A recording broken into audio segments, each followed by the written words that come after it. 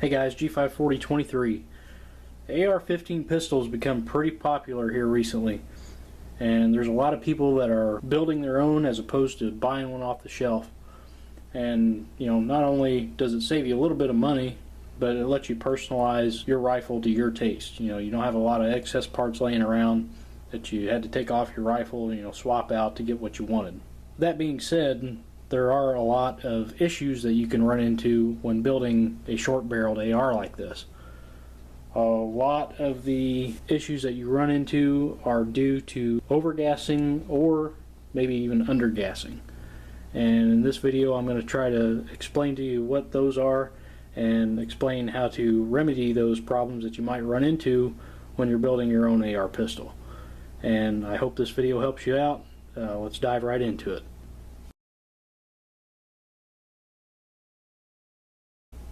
First thing I'll go over is one that might not pop up right off the bat. It's probably one of the more expensive fixes though. That is excessive bolt wear. Your bolt lugs on the rear of your bolt can start to become worn if you have an overgassing issue. Overgassing causes the bolt and bolt carrier to start rearward too fast before the bolt has a chance to unlock. And when that happens, the bolt isn't fully unlocked from the locking lugs in the chamber, or in the barrel rather, and it just kind of tends to strip or roll the metal on the back of your locking lugs. That could also cause damage to your barrel and be a pretty costly fix. Not only will you have to replace the bolt, you'll have to replace the barrel as well. So that tends to be pretty expensive, especially if you go with really high-end components.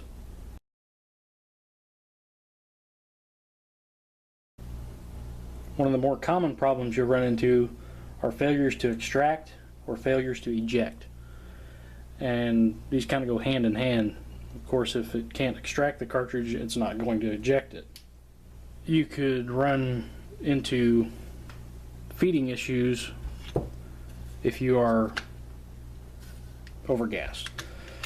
This, like I said before, is due to it could be due to a weak extractor spring, but if you have a short barrel like this, it's more than likely overgassed because the extractor simply slips off the case because the case is swelled inside the chamber still, and it just simply slips off. And this could lead to other problems, like I said, failure to eject. And if you're running into this problem, that's more than likely the culprit, especially in a short-barreled AR like this.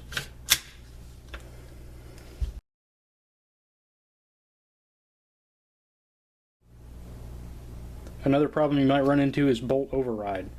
This occurs when the bolt is traveling too fast. You get bolt velocities that are over normal when you're overgassed, and the bolt travels rearward, bottoms out, and comes back too fast for the magazine spring to push your follower up to either have the bolt catch another round and strip it off the magazine, or catch the bolt, stop, and lock the bolt to the rear on an empty magazine. So if you're getting failures to hold the bolt back after your magazine runs dry, that could be a sign of overgassing. You have too much bolt velocity and your bolt is overriding your bolt stop.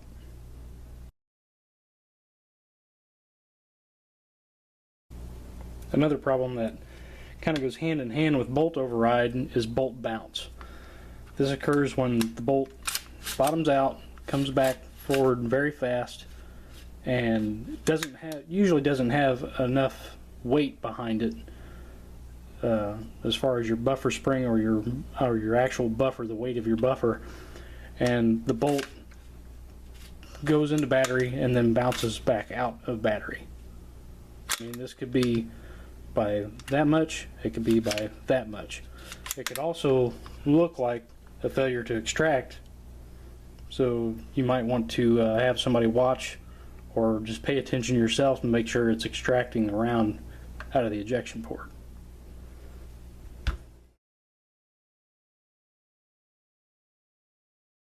Snappy or excessive felt recoil is another issue caused by increased bolt velocity.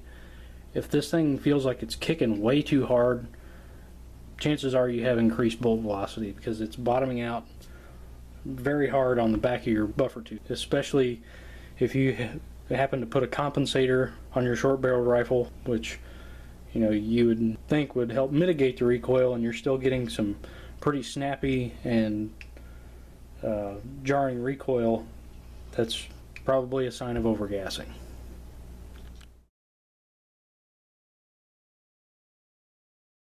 Another thing to pay attention to is the cleanliness of your rifle. If you normally shoot a carbine and it's the same ammo and it doesn't tend to be as dirty when you get done shooting, as far as the round count and everything has to be taken into account too, but if it tends to run really dirty, that's a sign of overgassing as well.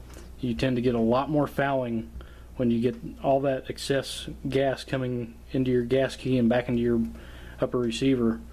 You tend to see a lot more fouling, and that could lead to failures to extract or eject because of all the fouling that comes back into the bolt carrier.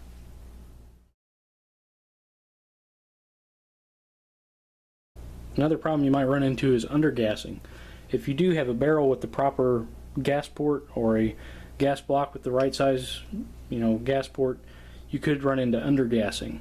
These short barrels tend to not leave much time for when the round goes off to when the bullet leaves the chamber to hold that pressure in. As you can see, I've got a Noveske KX3 flash hider on here, which is made for short barreled rifles to increase the back pressure to prevent undergassing. Undergassing makes the bolt carrier not fully cycle, and it comes partially about halfway back and then starts forward again. There's just not enough pressure to fully cycle the bolt, and if you don't have anything that gives you excess back pressure, you may run into that issue. A lot of it depends on what kind of ammo you shoot and a lot of other factors like the weight of your buffer, the power of your spring, the weight of your bolt carrier. All that comes into play. So if you're running a KX3 or a muzzle device that increases the back pressure, or if you're running a suppressor that also increases the back pressure, you might be just fine with that smaller diameter gas port. But if you're just running an A2 bird cage or something that doesn't increase the back pressure, you might be undergassing. So you definitely want to make sure you know which is which. If you're having problems with the bolt not picking up another round out of the magazine, it could be either or. It could be overgassing because you're getting bolt override, or it could be undergassing where your bolt carrier is not cycling far enough back to pick up another round.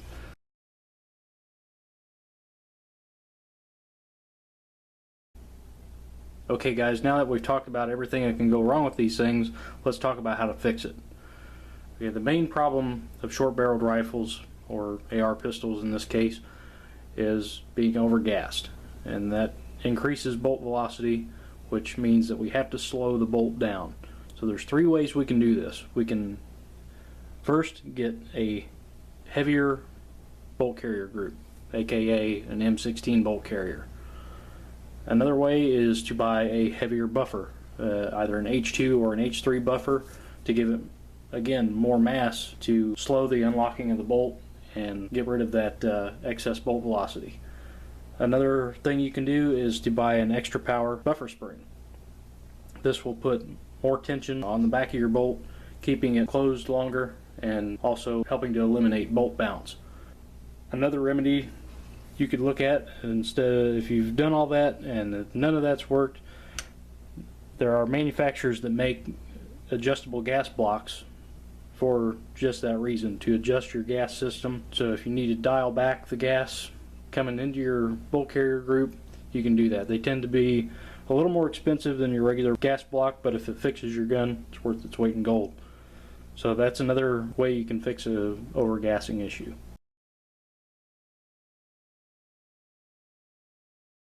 Now, if you're getting short cycles, then you have the exact opposite problem. Your buffer spring might be too powerful, your buffer may be too heavy, or your bolt carrier group may be too heavy, or it could be something as simple as your gas block is misaligned and you're not getting enough gas through your gas port, and it's causing your gun to short cycle. Short cycling is fairly easy to fix. It's probably either got to do with a misaligned gas port on your gas block, or you may have some fouling in your gas tube, or you may just have a really stiff buffer spring.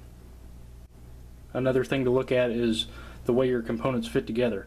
If you have a rough surface on the face of your hammer or a rough surface on the bottom of your bolt carrier, that could cause a short cycle as well. Excessive friction also attributes to short cycling. If you have too much friction, it's going to slow the bolt carrier down tremendously and you're going to get a short cycle. So you may just want to stone or polish those surfaces to try to get less friction and slick them up a little bit.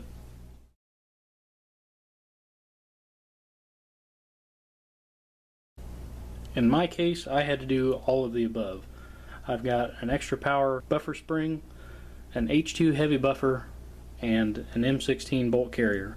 As you can tell, an M16 bolt carrier has a little extra material here on the rear.